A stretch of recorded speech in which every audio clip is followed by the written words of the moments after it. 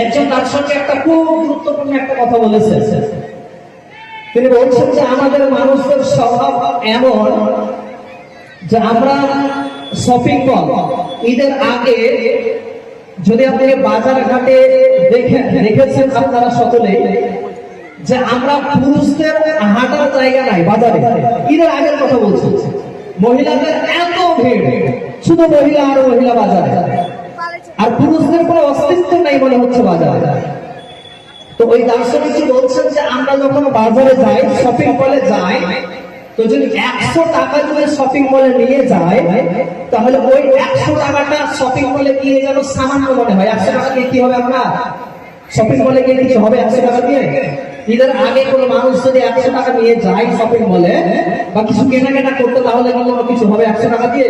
কিছুই হবে না, সামান্য মনে হয়।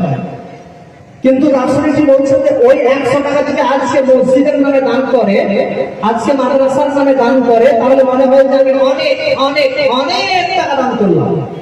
মানে সামান্য 100 টাকা মসজিদ মাদ্রাসায় দান করলে অনেক অনেক টাকা মনে হয়, আর শপিং মলে গেলে যেন সামান্য মনে হয়।